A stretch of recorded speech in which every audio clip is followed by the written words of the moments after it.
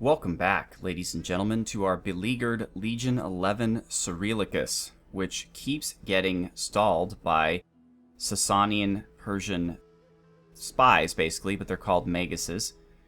And I'm trying to stop it so that we can come down and do some action, but strategic plans have changed, and I believe I'm going to go up and try to get Armenia to be a vassal of ours by taking the city of Tosp, and then I can move this army back to defend, while this army, the Mathematical Legion, is free to move against the Persians.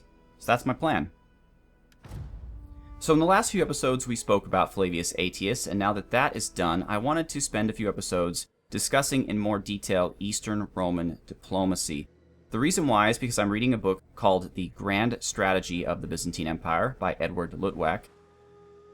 And I mentioned it in episode 1 as one of the sources I'm going to be using for this series. And I've already spoke about Luttwak's opinions regarding Attila and the Huns, but he has a lot of information about diplomacy during this time period and how the Eastern Romans did it that I found quite fascinating.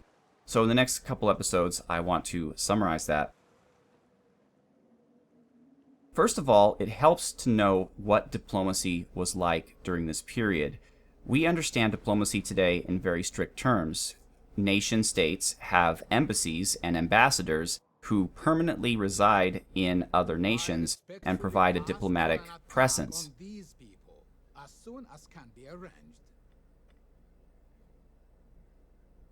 The Sassanids want me to attack the Quadians, though I can't imagine why.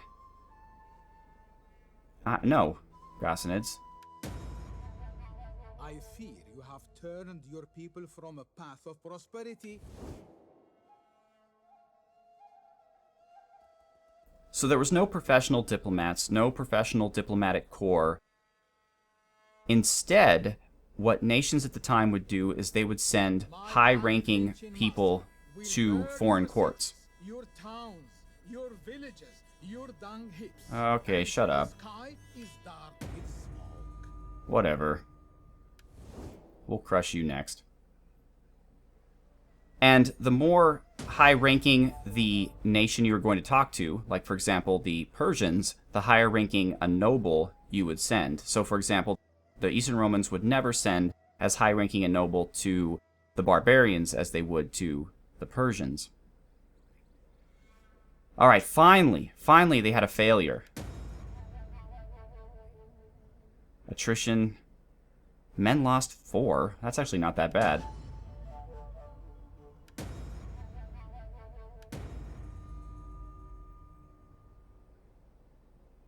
That's pretty good. Construct a building from the following chain religion. Oof, I hate those buildings, but this would help. Religious influence of Greek Christianity would be great. Alright, so this means that Cyril can now move. The question is, do I want him to move? Yeah, why not? Or he can't move. Why on earth can't you move?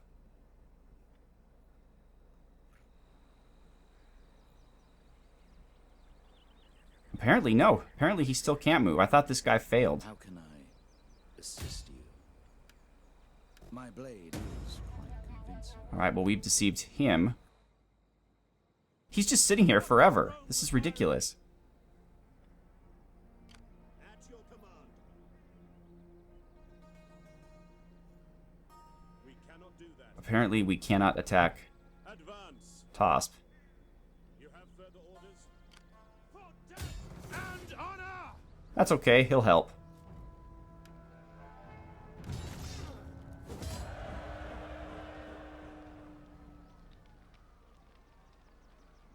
So we can't... Well, that stinks. We can't make them a client state. Why? This is their last possession.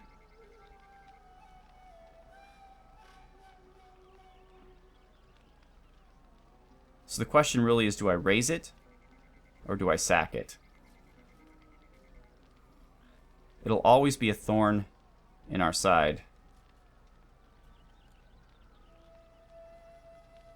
Well, Armenia, I really wish you would have decided to be a client state of ours. You have further orders?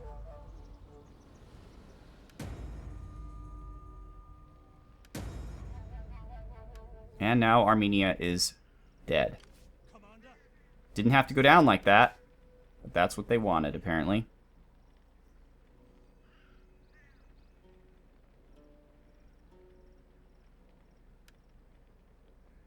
Alright, replenishment is good. Recruitment cost. Actually, that's not bad, because this guy's supposed to be the guy that goes around recruiting cavalry, even though that's not what he's been doing lately. Commander? Alright, well now this army can head back and fight off Atropatene. And they, of course, can't move. Battle. That's a shame about Armenia. I don't understand why they wouldn't want to be a client state. I don't get the whole mechanics of client states and why some will and some won't. Maybe they have to own a walled city to be a client state? I don't know. But they're... Oh, good. Our buddies Iran are fighting Kartli. That's good. It's good to have friends. So that means we have this army here down to the south. Ready for orders. They're still fairly strong. We hunger. However, there's going to be the garrison here, in addition to this army defending it. I could just go straight for Ctesiphon. These guys are kind of watching my back. I will journey to the ends of the world for Rome. Excellent. So now we're threatening the Persian capital. They have this very minor army here that I'm not worried about at all. Your command. We're no longer under attrition. Although our force is not super. I live to serve Rome. Well, that's good. How can you serve Rome today? Discouraged populace, not that useful.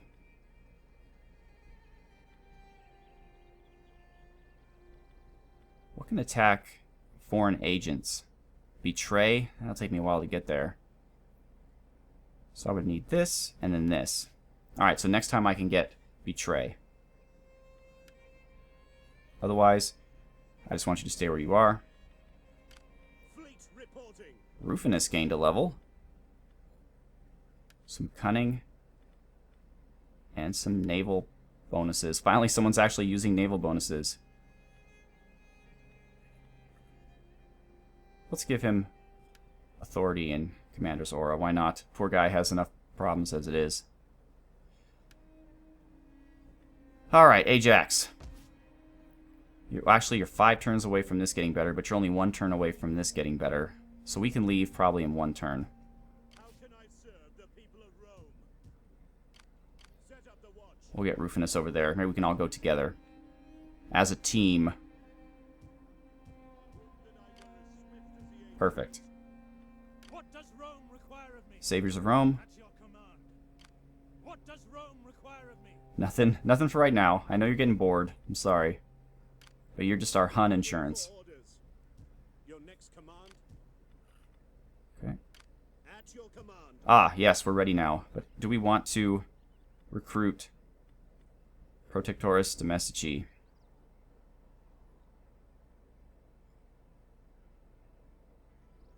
Alright, we'll get 2 of them.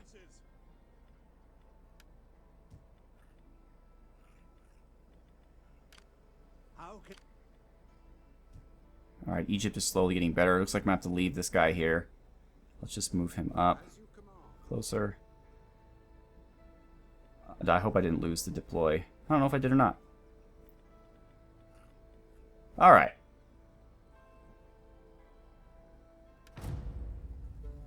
Also during this time period, though you might not believe so, most every nation that the Romans dealt with observed some form of diplomatic immunity. It was recognized by most nations at the time, including some of the most barbaric, such as Attila, who definitely was part of that system where he allowed diplomats to come and see him in freedom. Oh, what are you trying to do?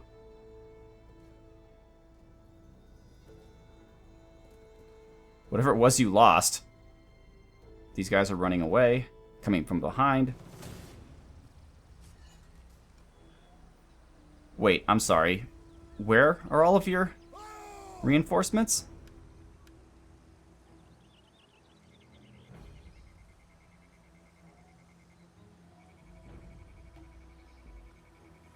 Okay. Let's crush these guys. Let's do this one on camera.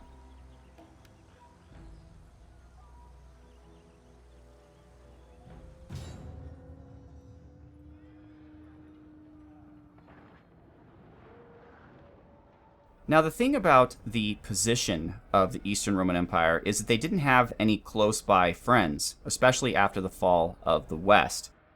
So envoys of the Eastern Romans had to risk their lives every time they went out somewhere. They had to travel really far.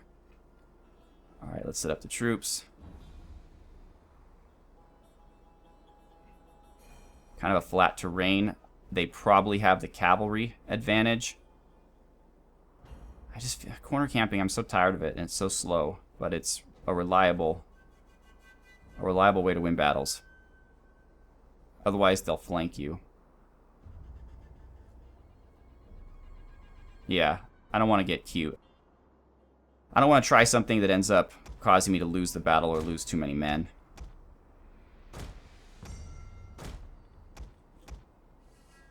The mercenaries I don't care as much about. Alright. So let's go full strength spearmen. Full strength comitatensis. Half strength spearmen. Half strength comitatensis. Half strength spearmen. Full strength comitatensis and full strength spearmen. And that'll be the front line. Enemy reinforcements have been spotted. So then we'll have a back line.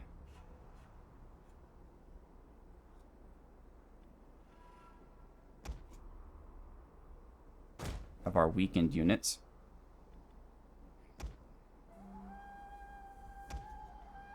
Then our archers.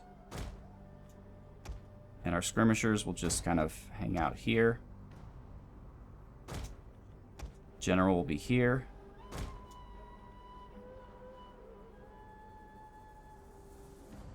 Persian scouts, huh?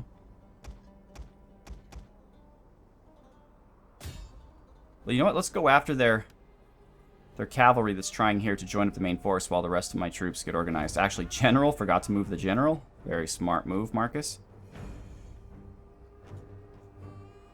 Oh, I did move the general. So why isn't he moving? Oh, I guess this isn't the general.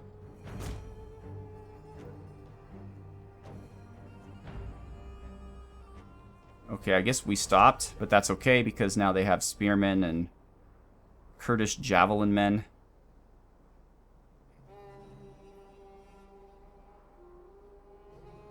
A not too impressive force.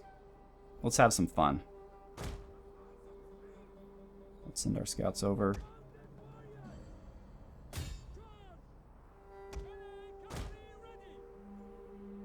Alright, so we're going to attack these guys from behind while making great pains not to engage their spearmen. These three, let's go after the general as quick as we can before the spearmen can get there. In fact, let's distract the spearmen a little bit here.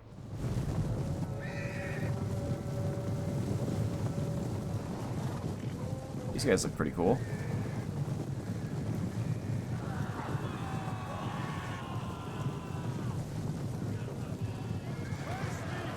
Nice. Alright, so now the spearmen, let's get out quickly. Spearmen are turning around. Meanwhile, their general's left undefended. Excellent. Go after the bowmen.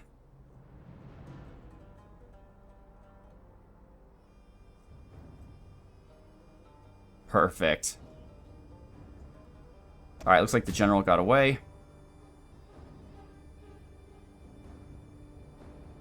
Those are more Persian nobles, though. Alright, flee. If you can.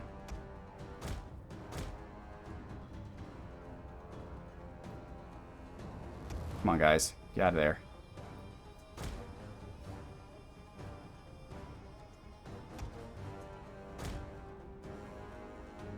The enemy have rallied their units.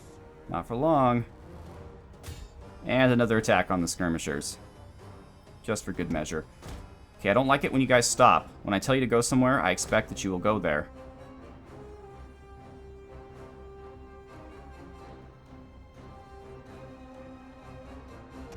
Okay, spearmen are on the way. Get out.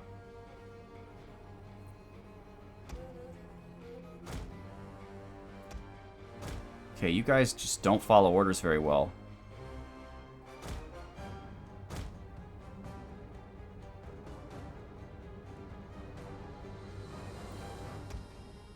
Okay.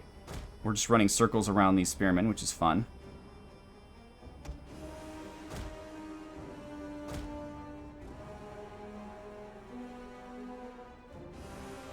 Soon they're going to be within range of my archers.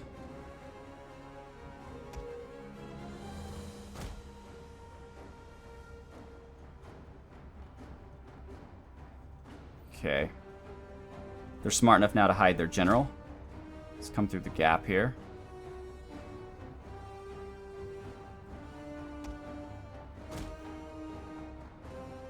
Man, you just got to keep an eye on these guys. They just don't want to do what you tell them. Archers. The enemy has discovered our hidden troops. I don't care.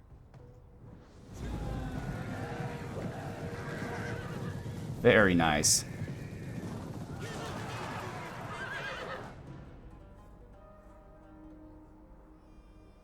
Alright, come on. Route. Route, please. There we go. Alright, guys, get home. No. No. There we go.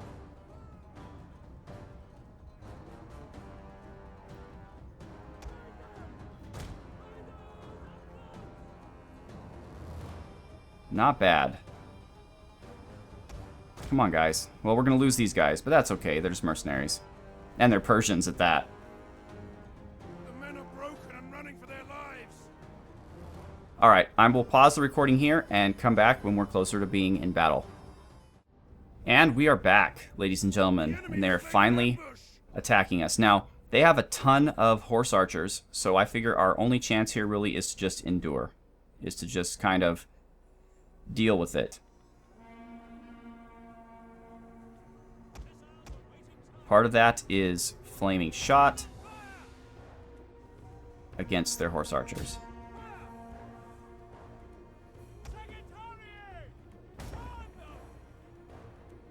Hidden units, watch out! No!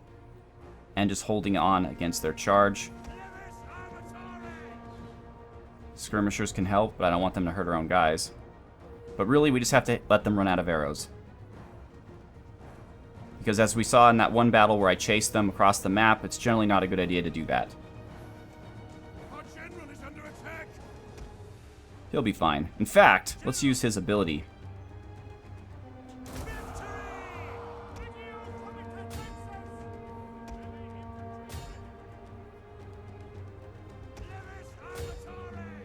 Alright, these guys better hold against that charge.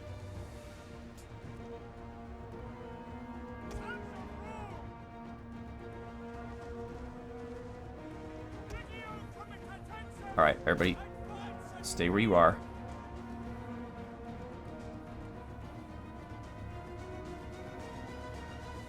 And Testudo. Our men have given up and are running for their lives. Alright, we lost a unit, but so did the enemy. Let's move up the skirmishers. We're strong on this flank. General, move up a little bit, just so our troops are covered by your aura. Take these guys out.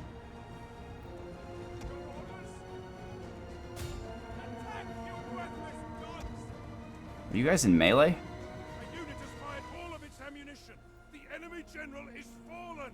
Oh, that's good. Not sure how that happened, but I'm glad it did. Okay. Break off! Get out of melee. Do whatever you can. For glory! Oh, they're out of... Shoot, they're out of skirmisher weapons. Wait, if the general's dead, who's that guy? Well, let's find out. Archers, shoot those guys. Come up and help.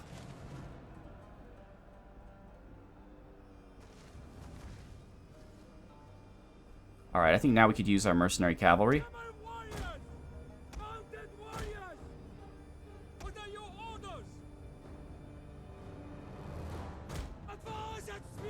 Just to kind of harass their mounted archers. Keep them honest.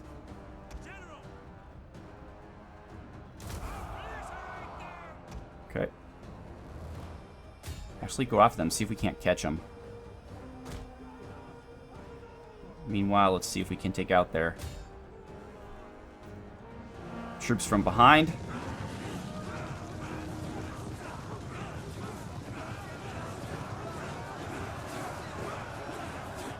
I like their little war chant. That's fun. The men have thrown down their weapons and are fleeing. Yeah, we're not in the best shape of our lives here. Why can't you... There we go.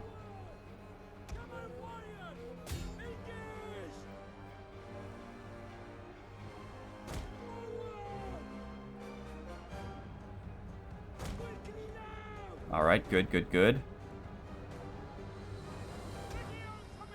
All you guys come over here.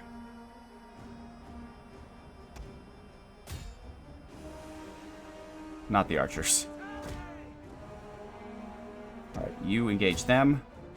While you guys go over here and help.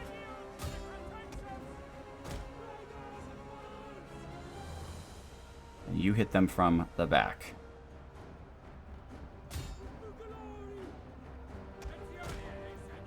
Move up.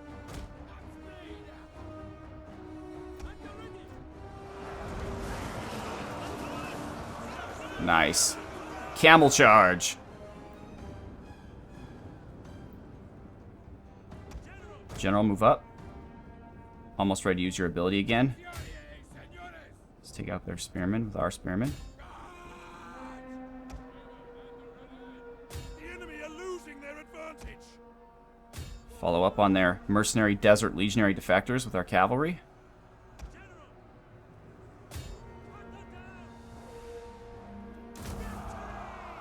Excellent. And our cavalry is winning on all corners. Oh, these guys aren't doing so well. We're about to lose that unit. Excellent. Enemy units have been a glorious victory will soon be yours. All right, ladies and gentlemen. Whew.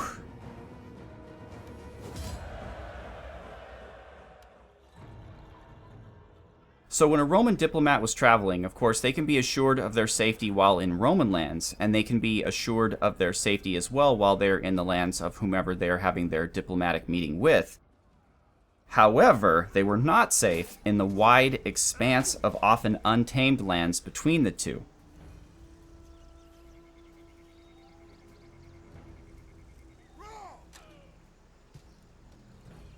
Okay. There we go. I was like, what's going on? So we did lose 2 units. We lost our mercenary scouts and a unit of Legio Comitatenses. That's okay. This is the kind of seditious general, and we crushed them pretty badly. Took out one of their generals anyway. Let's replenish.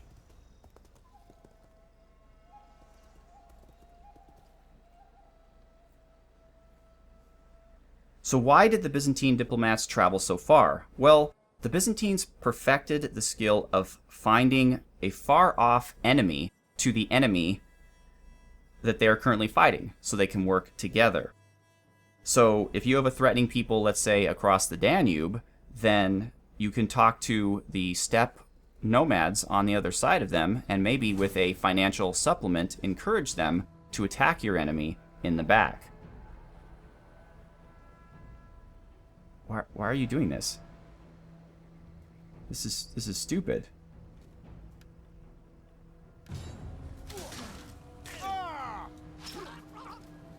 Okay. And when the Byzantines or the Eastern Romans couldn't find a viable partner to attack their enemies, they were not averse to simply paying off their enemies.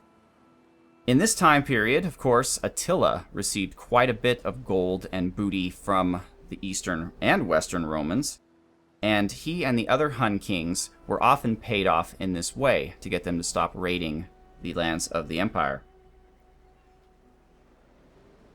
Why would I want to take on warriors?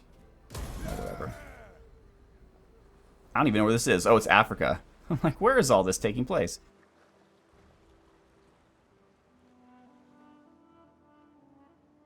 It's not that the Eastern Romans or the Byzantines didn't have military strength. They did, but it had to be used wisely, and often their forces needed to be concentrated for the best effect. You, for example, don't want to fight the Persians in the east and then the Goths in the west at the same time. So what they would do is they'd pay off the Persians with a gold subsidy, get some peace, and then they would crush the Goths with their combined forces, and then once that was done and the western boundaries were secure, they would then move their armies back to the east, which would allow them to perhaps secure better terms from the Persians. And that is, in summary, how Byzantine diplomacy worked, not only in this period, but also in the periods to come. Okay, here's that army again that was just attacked, and they're being attacked yet again by more Persians. Oh, this time it's Lochmids, okay. And Lochmids, Persians, and Lochmids. I can take this. I will fight this battle off camera, but once again, ladies and gentlemen, I'm Marcus Aurelius. Thank you so much for watching. Have a good one.